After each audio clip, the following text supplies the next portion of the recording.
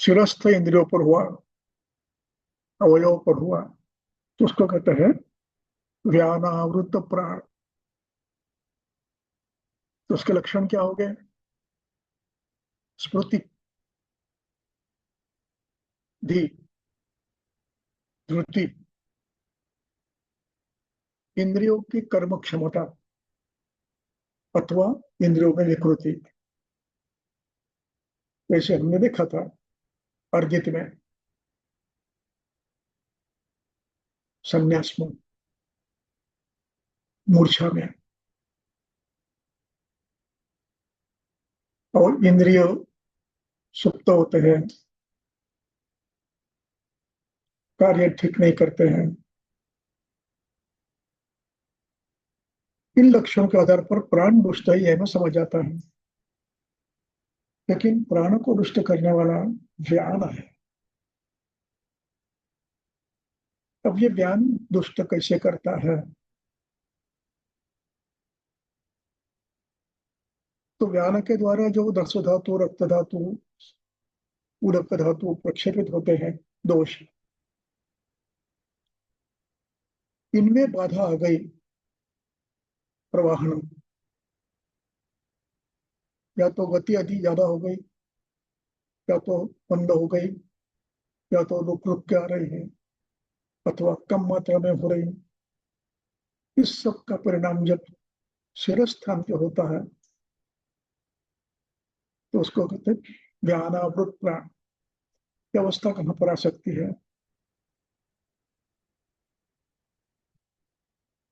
भिन्न भिन्न प्रकार के सिंकोप आते हैं, सिंकोप नाम का अंग्रेजी में, उसको हम मूर्छा कहते हैं। भिन्न भिन्न कारणों से मूर्छा आती है। जैसे शर्करा कम हो गई, हाइपोग्लाइसीमिया हो गया, भूख लग गई,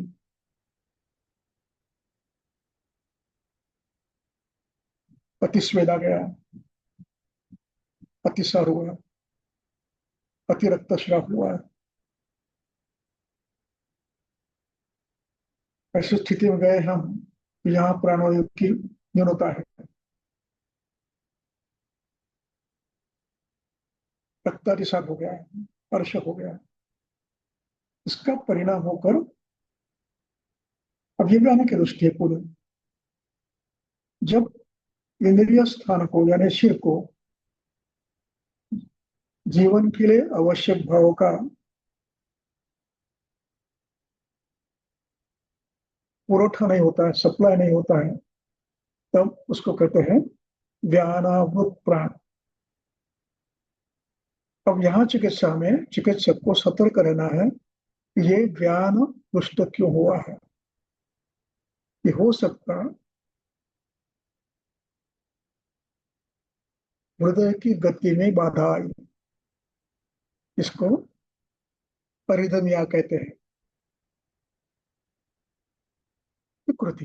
परिधय यानी विकृति, उसमें ब्रेडी कर लिया, टैकी कर लिया, उसकी भाग है। और मिसफिट, अथवा हृदय विस्तार हो गया, dilation of heart, functioning proper नहीं हो रहा है, पुरोठा कम होगा ब्रेन को, ज्यादा देर तक आप खड़े रहे, चलते गए, ब्रेन को जीवन आवश्यक वस्तु का पोषण कम होगा। ऐसे भिन्न कारण, जैसे अकस्मात अब गर्म जगह पर गए, बाथरूम में गए, एकदम गर्म गर्म बाथरूम में एकदम जैसे डायलेट हो जाती है, डायलेट होने से खून नीचे आता है, सिर को कम मिलता है। परिणाम यह है आप मूर्छित हो जाते हैं, इंद्रिया कम करती है, आंखों के सामने अंधेरा आता है। तो इस प्रकार ऐसे भिन्न भिन्न कारणों से जब हृदय की विकृति उत्पन्न होकर अथवा रसवाहिनियों में विकृति आने से शिरस्थान में उसका पोषण नहीं हो पाया, उस कारण से भी ये व्यानावृत प्राण हो सकता है। हमें चिकित्सा व्यान क्यों दुष्ट हुआ है, रस है, प्रत्यक्ष, सामावस्था, श्लेष्मरुष्ट, पित्तरुष्ट, वातरुष्ट। उनकी चिकित्सा दोषों के आधार पर, हेतु के आधार पर करनी है। कुछ कई बार ये बहुत सामान्य होता है, कई बार ये बलवान होता है। जो बलवान है उसको सामान्य चिकित्सा से वो ठीक नहीं होता, उसके लिए तात्कालिक चिकित्सा करते हुए आपको बाकी चिकित्साएं करनी पड़ती है। रसवृष्टि कम करना, रक्तवृष्टि कम करना, सामावस्था कम करना, ये सब करना पड़ता है। इसलिए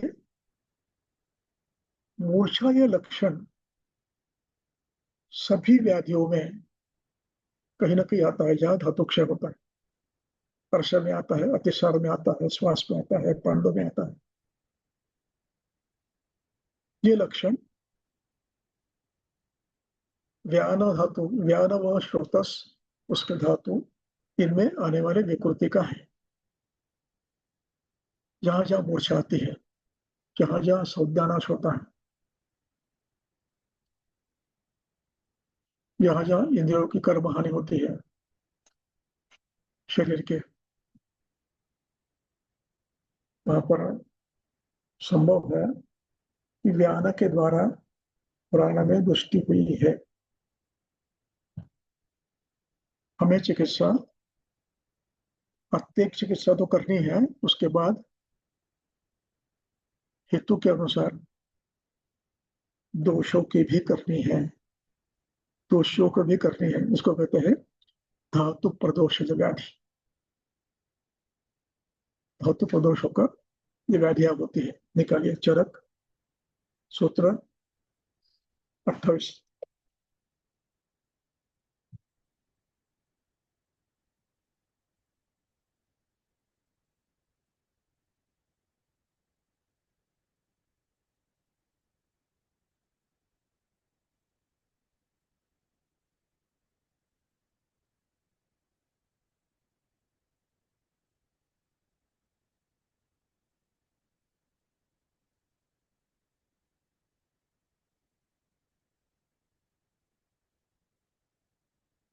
8 और 9 पढ़ो।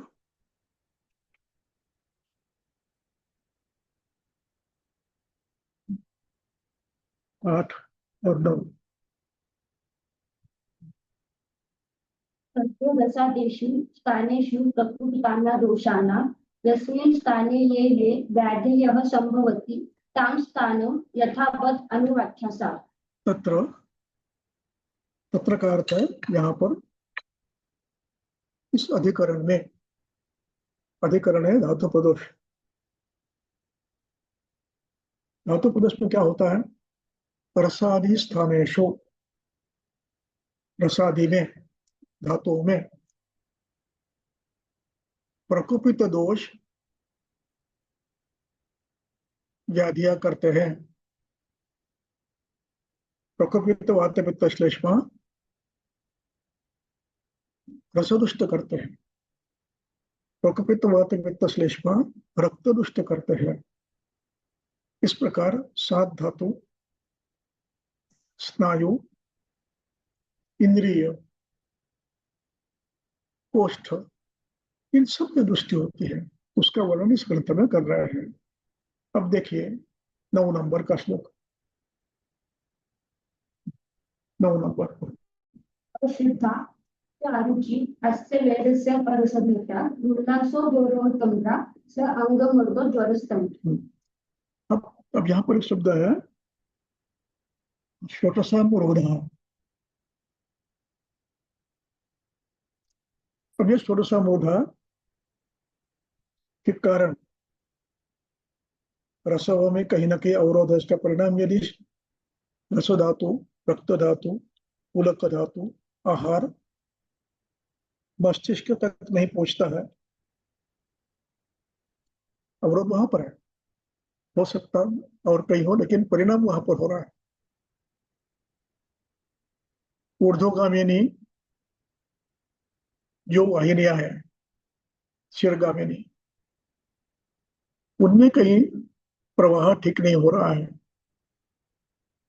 हो सकता है इसके कुछ का कारण हृदय विस्तार यही हो।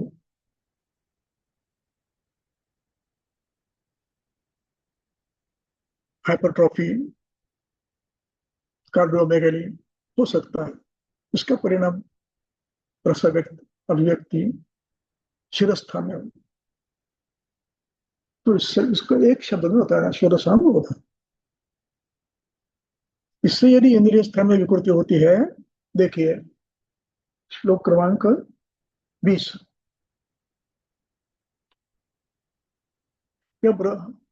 इंद्रियाणि चित्ता प्रभुकन्ति यदा मताः उपघातो अपतापाभ्यां दुर्जेत अतीन्द्रियाणि। अब ये श्रोतोरोध, रसवा का श्रोतोरोध यदि इंद्रिय स्थान में जाने वाले श्रोतस्व में हुआ, व्याधि किसका होगा? उन स्थान का, यानी इंद्रिय स्थान का, शिर का।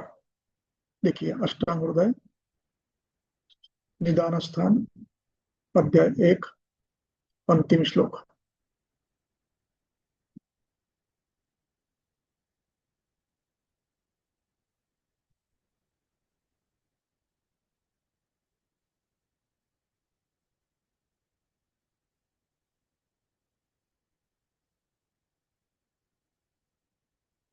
अंतिम श्लोक। प्रतिरोगमिति क्रुद्धाः, बस प्रतिरोग। प्रतिरोग में संप्रप्ति कैसी होती है?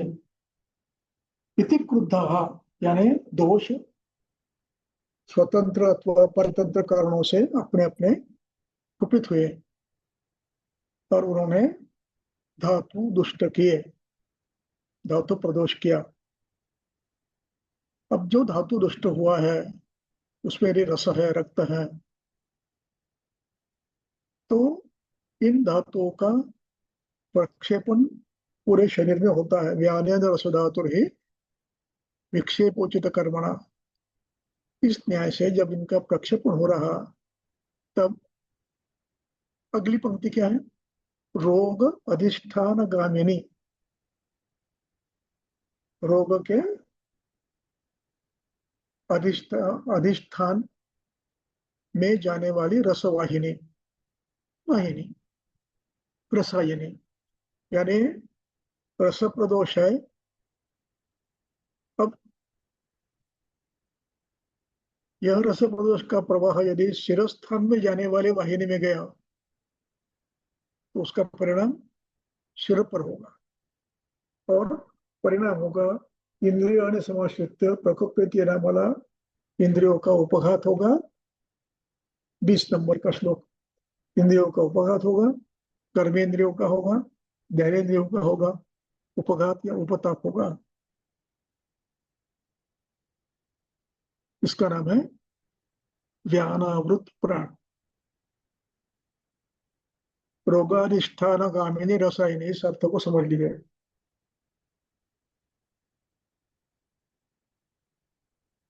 अब यहाँ पर प्राण प्राण दृष्टि है, तो रोगाधिष्ठानी का अर्थ है प्राणगामिनी, प्राणस्थान गामिनी रसायनी प्रपद्य इंद्रिय उपतापाभ्याम कल्पते। कर्मेंद्रिय ज्ञानेन्द्रिय की बाधा उत्पन्न करता है। इस प्रकार हमें व्यानावृत प्राण समझना है। दृष्टि किसमें है? व्यान में है। किसने की है? दोष ने की है। कैसी की है?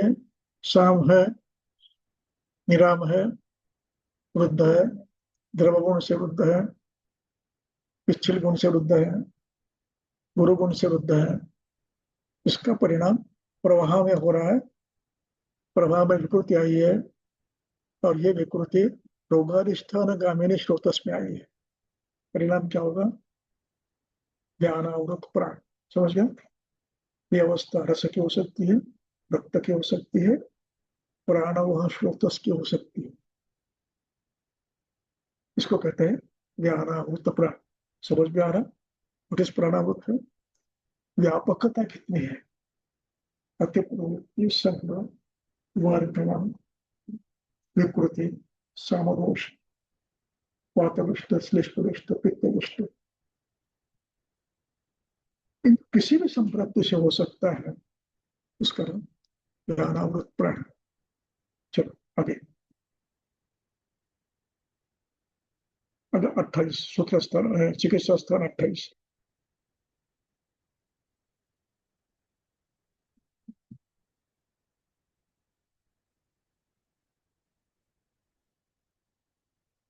अगला सूत्र पढ़ो।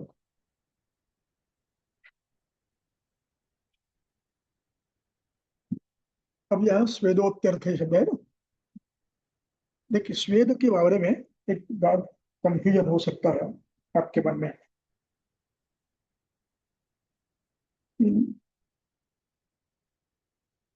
ग्रंथकर्ताओं ने खास करके शायद चरक नहीं, स्वेद का स्थान समान बताया है। देखिए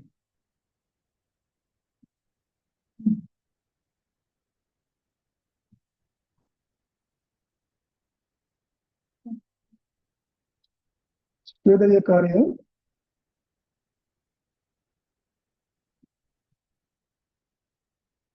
8 नंबर का श्लोक,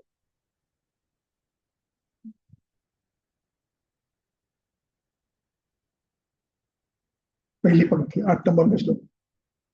स्वेद दोषाबुवाहिनी श्लोकांशी समानो, समान क्षेत्र में है, समान है अधिष्ठिता। और यहाँ पर मैं क्या बता रहा हूँ आपको, स्वेद अत्यर्थ स्वेद है, ये व्यान का लक्षण है। स्वेदोत्यर्थ ज्ञान का लक्षण है, ज्ञान का कार्य क्षेत्र है। ज्ञान दुष्ट है।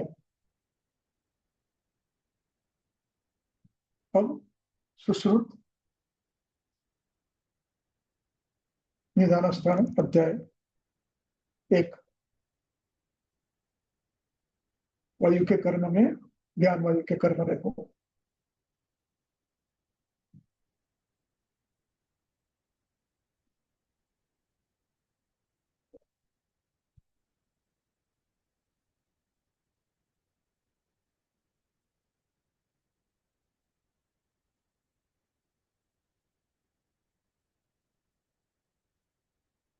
निदान स्थान अध्याय 1।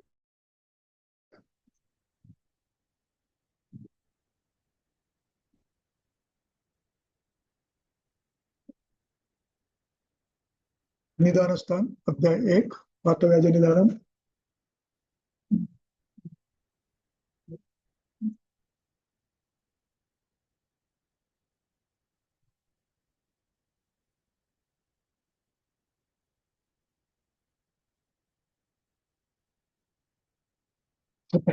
सत्रह, 17, 18।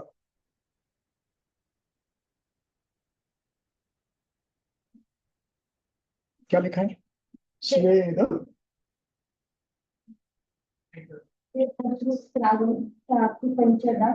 स्वेद अश्रु श्राव, ये कार्य व्यान का है।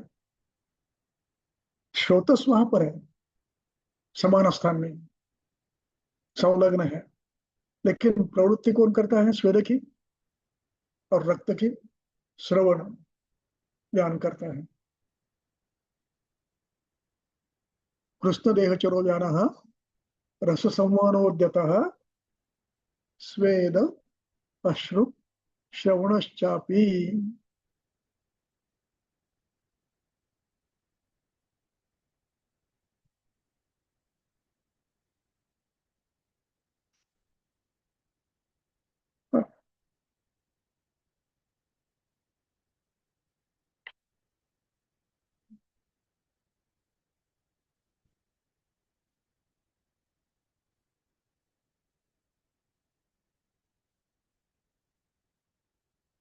इसके बाद यानी व्यान दृष्टि का पहला लक्षण है, ग्रंथकर्ता ने दिया स्वेदो अत्यर्थम।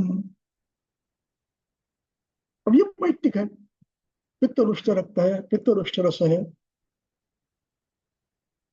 उसके बाद लोभ हर्ष, ये कफ रुष्ट रस है। सुक्ति, वात दुष्ट रक्त है। करे दुष्टि दोष कौन सा करेगा, वैसे लक्षण ज्ञान में उत्पन्न हो गए। स्थान लक्षण तो हो गए, यहाँ अवरोध है, वहां का लक्षण तो हो गई, वहां शोथ आएगा, शोल होगा। लेकिन सार्वदेहिक लक्षण क्या होगा, दोषों के क्या होंगे? सुप्ति, श्वेत, गौरव, लोमहर्ष, त्वक्षोथ। इस प्रकार व्यानावृत प्राण में व्यान के लक्षण स्थानानुरूप व्यक्त हो गए। स्थानानुरूप लिंग इश्च अवरोध कहाँ है, विकृति कहाँ है, उन लक्षणों के आधार पर लक्ष्य लक्षण समझेगा। लेकिन दोषों के लक्षण आप पूरे शरीर में स्वेद, अश्वप्रवृत्ति, लोमहर्ष, सुप्त कहीं भी व्यक्त हो सकता है कि वह प्राणा व्यानावृत प्राण। अब व्यान जहां पर विकृति है वहां पर भी आपके लक्षण स्थानानुरूप करेंगे। जैसे रक्त हृदयस्थ रक्तवाहिनी में है, चलने पर सांस होगा, चलने पर उधर में शोर होगा, स्थानानुरूप लक्षण। अन्यत्र कहीं है तो श्रोतोरोध, शूल, शोध, ये लक्षण उत्पन्न हो गए।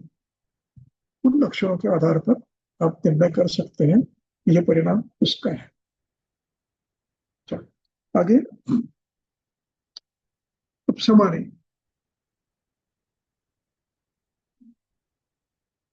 प्राणावृत्ते समाने। आगे प्राणावृत्ते समाने। अब यहां पर प्राणावृत्ते सामासिक शब्द है, उसका विग्रह कैसा करेंगे? तृतीया लगाना है। प्राणेन आवृत्ते समाने। आवृत्त ये पास्ट पार्टिसिपल है,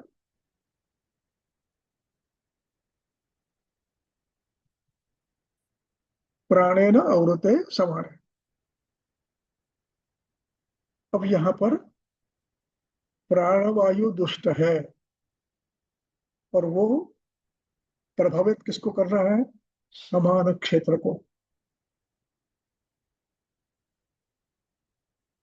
लक्षण किसके लिए है?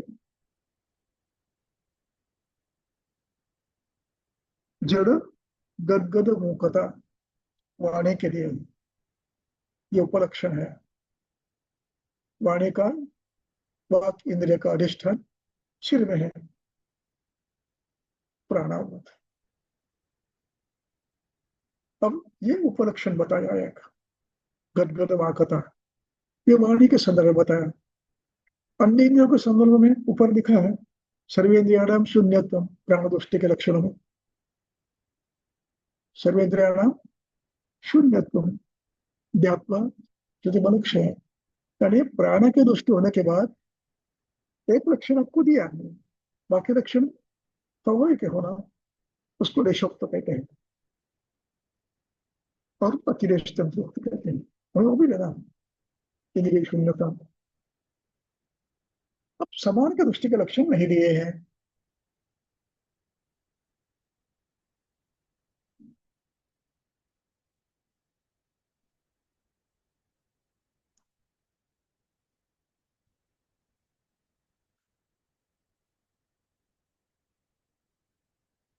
समान का कार्य क्या है? परिणमन और रस धातु का शोषण।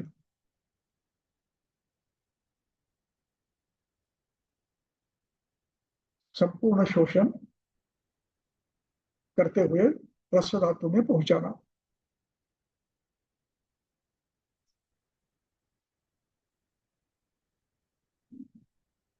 अब प्राण के दृष्टि से जब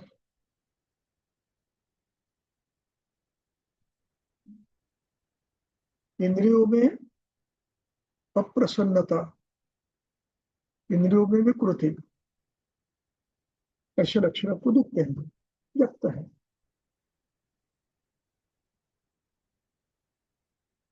लेकिन इस प्राणगत दृष्टि का लक्षण ये जब समान की गति,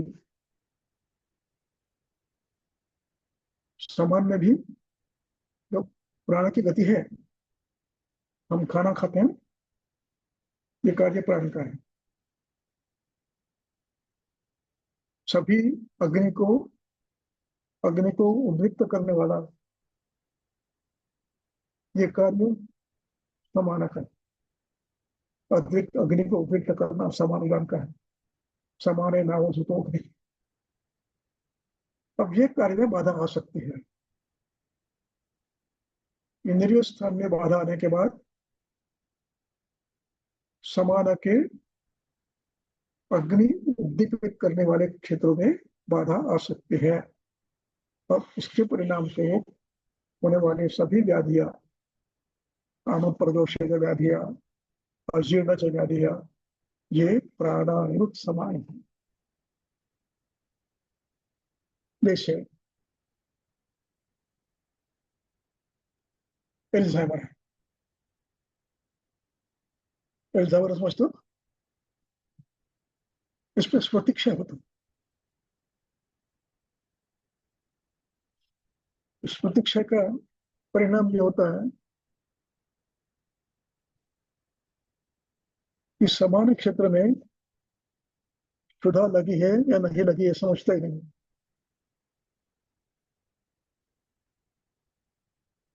पेशेंट हर 2 घंटे को बोलता है भूख लगी, तो स्मरण ही नहीं है मैंने भोजन किया कि नहीं। और इसको यहाँ से तक कुछ ये नहीं है, अनुभव ही नहीं हो रहा भूख लगी है नहीं लगी है। लेकिन स्मृति क्षय होना से होता है मुझे भूख लगी है, मैंने खाना नहीं खाया, बार बार खाना मांगते हैं। अब इसका परिणाम होता है सा आम प्रदोष, अतिसार, अजीर्णजन्य।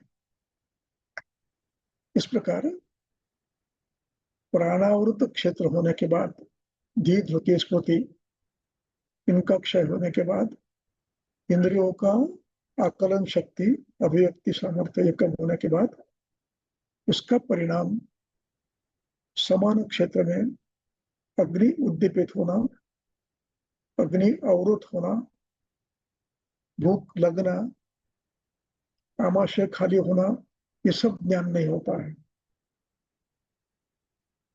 आमाशय खाली है, रिक्त है, कुछ नहीं होता, समझते हैं। तब जाकर के उसके परिणाम रूप में आम प्रदोष आदि उत्पन्न होते हैं। वो है प्राणामृत समान। ऐसी अवस्था वार्धक्य में आती है।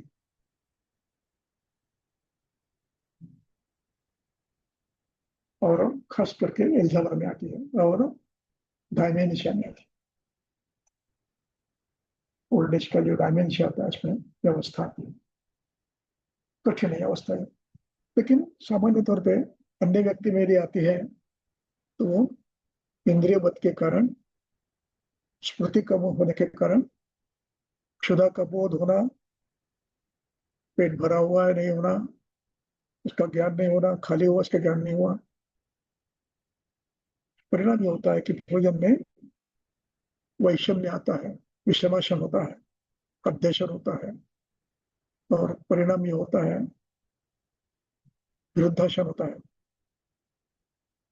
और परिणाम ये होता है कि आभाप्रदोष व्याधि होकर शरीर बाधा उत्पन्न होता है, व्याधि होती है। इसलिए प्राणा और समान है। और इसमें जड़ गुणगुण ये मुखता, ये लक्षण शिरस्त वाक्य इंद्रिय की बाधा है। इस प्रकार अन्य इंद्रियों को भी आ सकती है, जिह्वा इंद्रिय की भी आ सकती है, गंधेन्द्रिय की आ सकती है, और महाश्रुतस में गति कम होना, इसको पैरासिस कहते हैं, गति कम होना। ऐसी भिन्न भिन्न व्याधियां हो सकती हैं। इसको एक नोन व्याधि है पैरालिटिक इलियास करके, हाथों में गति कम होती है, ये प्राणावृत या समान है। इसके बाद चिकित्सा बताइए, चिकित्सा पर हम बाद में बात करेंगे, क्योंकि उस सूत्रों का मुझे विस्तार करना पड़ेगा, हर सूत्र का विस्तार करना पड़ेगा। अब इसके बाद क्या लिखा है, समानेन आवृते अपान, समानेन आवृते अपान। यहाँ समास नहीं किया है, समानेन आवृते संधि किया है।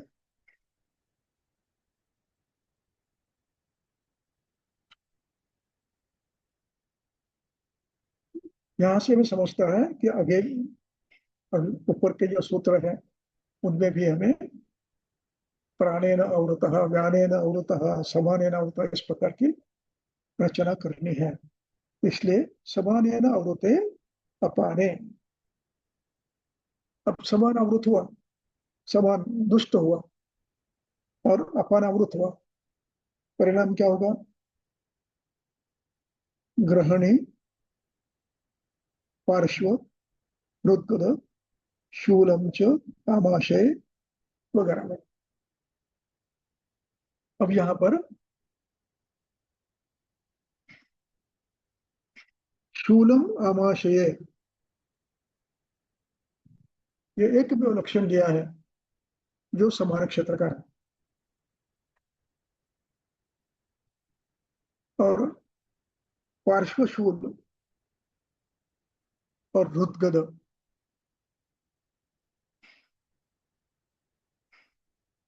अब यहाँ हृदगद शब्द से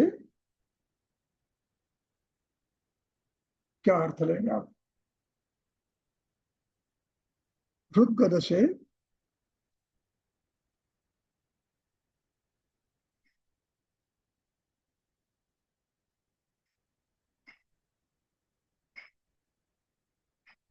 ग्रहणी गदाह एक शब्द, पार्श्व गदाह दूसरा शब्द, और हृदगदाह तीसरा शब्द।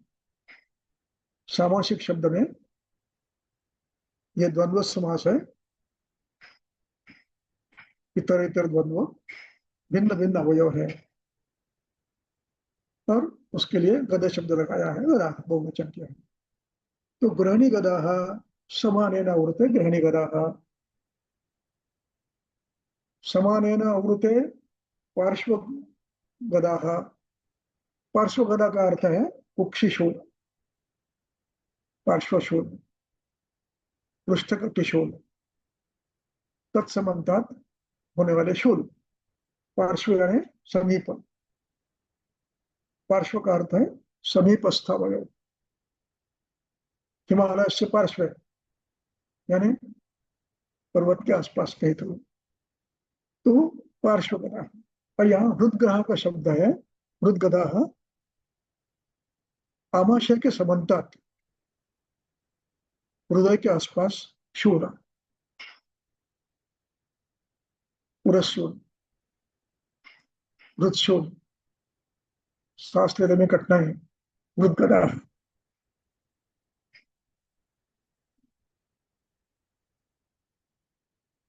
अथवान होने पर, मल संचय होने पर आमाशय, अलसक होने पर श्वास लक्षण उत्पन्न होता है। क्यों, प्रेशर आता है डायफ्राम का, हृदय के आसपास के क्षेत्र में, इसलिए उसको हृदगद कहते हैं। साक्षात हृदय यहाँ अभिप्रेत इस समय नहीं है, तो समानेन आवृते अब अपाने। अब अपान क्षेत्र की व्याधि कौन सी होगी, वो आपको निर्णय करना है। प्रवाहिका, अतिसार, शोथ, परशोथ वगैरह में विद्रदी, कुछ भी हो सकता है। समान विकृत हुआ, सामोदोष की निर्मित हुई, ये सामोदोष अधक क्षेत्र में गए, रोगाधिष्ठान गामिनी रसायनी प्रपद्य। अपान क्षेत्र को दुष्ट करना है तो अपान क्षेत्र की ओर जाने वाले रसवाहिनियों में सामोदोष जाकर व्याधि करेंगे, उसका नाम है अपान, समान और अपान। अब इस क्षेत्र में, अपान क्षेत्र में क्या क्या आता है,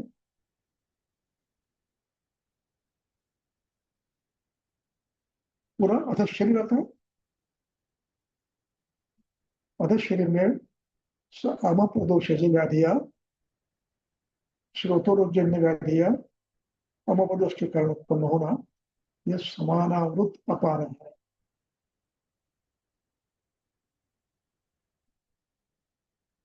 एवैस्कुलर नेक्रोसिस हो सकता है, समानावृत ज्ञान अपान, परिणाम समान है। अपान क्षेत्र में श्रोतोरोग, श्लेष दुष्ट, रस दुष्ट, पित्त दुष्ट रक्त, रस वात दुष्ट रक्त, परिणाम अपान क्षेत्र में होगा। परिणाम अपान क्षेत्र में, उस क्षेत्र में जो मर्म है, कट्टी में कितने मर्म है, मुकुंदर, पूर्वी, विटप, इनमें कहीं अवरोध हो गया, इनमें दोष पड़ के पदक क्षेत्र के हरे हो गए, इसलिए सुश्रुत पढ़ना जरूरी है। अपान क्षेत्र में जितने मर्म है, इनमें यदि सामोदोष जाकर बैठ गए, क्या नहीं करेंगे, वह समानावृत व्यान। तीन मर्म में जैसे एक कुकुंद मर्म है, पदक काय कर्म हानि तद्वेदात, पदक काय में कर्म हानि होती है, समानावृत व्यान हो सकता है, अपान हो सकता है, संभव है। अग्नि दुष्ट है, दीर्घकालीन है, चिकित्सा ने की, परिणाम ये हुआ कि दोष सामोदोषपन्न है, संवान में गए और उन्होंने संवान में जाकर अपान क्षेत्र को दुष्ट किया।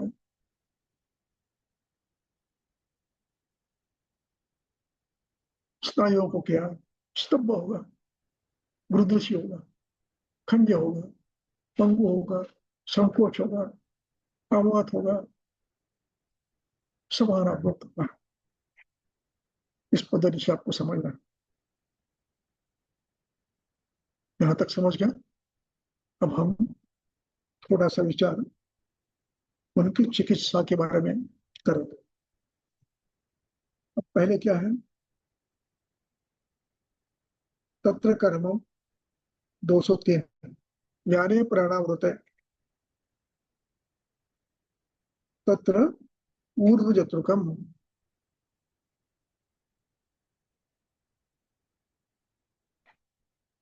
प्राण करता है, उसकी त्रुटियां है, प्राण का क्षेत्र ऊर्ध्व है, तो ऊर्ध्व क्षेत्र में चिकित्सा आपको करनी है। चिकित्सा क्या करनी वो नहीं बताया आपको, हेतु के आधार पर, दोषों के आधार पर चिकित्सा भिन्न भिन्न करनी होगी। शिरोधारा करो, रक्तमोक्षण करो, पाचन करो, दोष कौन सा वहां गया है, किस दोष ने किया है, उसकी चिकित्सा करो। कफज है तो तिक्त कषाय, पित्तज है मधुर तिक्त कषाय, वातज है तो मधुर आम्ल लवण। इस प्रकार ऊर्ध्व जत्र की क्रिया करें, फिर उसमें उसमें यदि हम जो करना है कर सकते हैं। धूम्रपान, गंडोष, नासापूरण, श्वेत, शिरोधारा, रक्तमोक्ष, जो भी करना वो सब कर सकता है। उसके बाद क्या लिखा है? हाँ, अब प्राणावृत या नहीं, प्राणाव्यानावृत स्नेह संयुक्त विरेचन, व्यानेन आवृते प्राणे। अब व्यान में दृष्टि है, सार्वधिक है, कहीं भी हो सकती है, इसलिए पूरे व्यान स्रोत में कहीं अवरोध हो तो वो दूर करने के लिए आपको क्या करना है? स्नेह युक्त शोधन करना है। यहाँ विरेचन करते शोधन।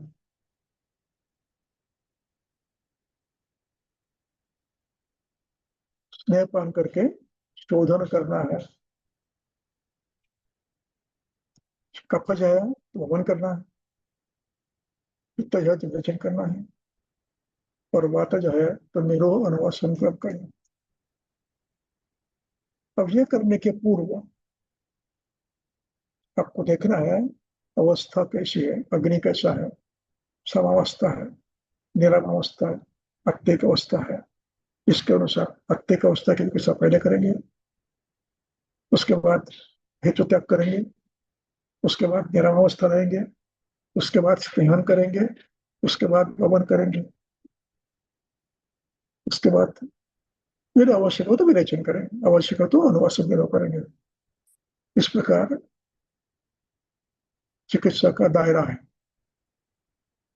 तो हमें उसके लिए आवश्यक क्या है? काय चिकित्सा के सिद्धांतों का ज्ञान।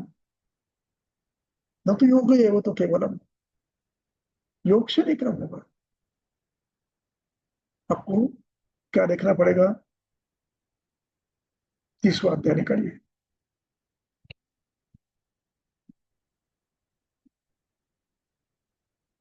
दैट इज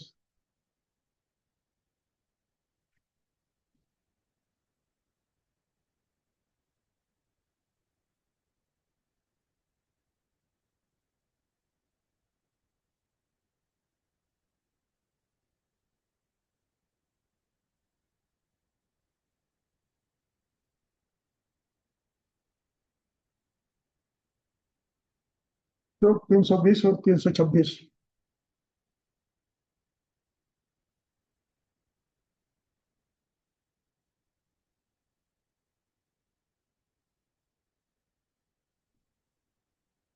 योग ही एवं चिकित्सन जैशादि अन्य अपराध्यति, जिसको देश, काल, ऋतु, प्रकृति, हेतु, दोष, दुष्चैन का ज्ञान नहीं है, अवस्था, वो व्यक्ति यदि केवल योग देखकर चिकित्सा करता है तो मूर्ख है, गलती कर रहा है। क्यों? वह बल शरीर आदि भेदा बहुमता, बल भिन्न हो सकता है। बल किस पर है? निर्भर है हेतु पर, दूष्य पर, देश पर, काल पर, अवस्था पर और प्रकृति पर। इसके आधार पर बल निश्चित होती है, रुग्ण की और रुग्ण के दोषों की। इसलिए इन सब का बल देखकर, अवस्था देखकर आपको निर्णय करना है। 326। तस्मात् दोष औषधादीन, चिकित्सा स्थान, अध्याय 30, श्लोक नंबर 326।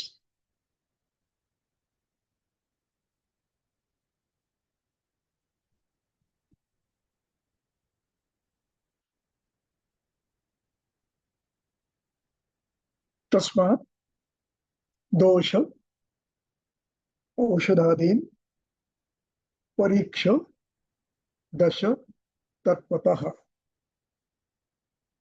10 विध परीक्षा है, उनमें 9 परीक्षाएं रुग्ण बल की है और एक परीक्षा कुरुचिता परीक्षा ये रोगों की बल की परीक्षा है।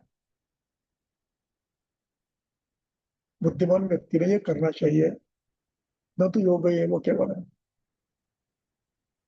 योग का नाम पठन, व्याधि का नाम और योग का नाम देखकर चिकित्सा नहीं करना। इस प्रकार चिकित्सा में केवल दिशा देते हैं, उस दिशा के आधार पर आपको देश काल ऋतु अवस्था हेतु बल प्रकृति इनके आधार पर द्रव्य का चयन, चिकित्सा का चयन करना पड़ता है। अमन देना है, विरेचन देना है, बस्ती देना है, अवस्था क्या है, बल कितना है, ऋतु कौन सा है, ये सब देखना है। आज यही रुकते हैं। उसके बाद है उदान। उदाने न आवृते प्राणे, प्राणे न आवृते उदान। समझ गए? और मुझे इतना समझने में 80 साल लगे।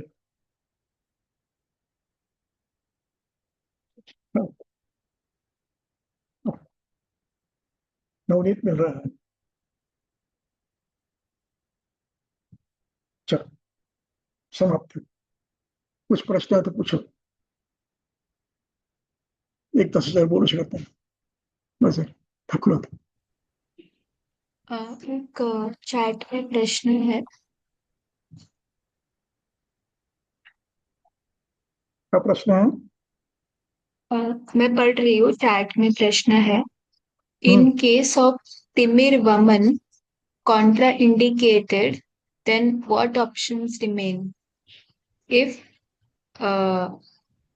vitiated dosha is kapha, rasadusya, hetu is santarpanjanya, age is above 60 plus or 70 plus.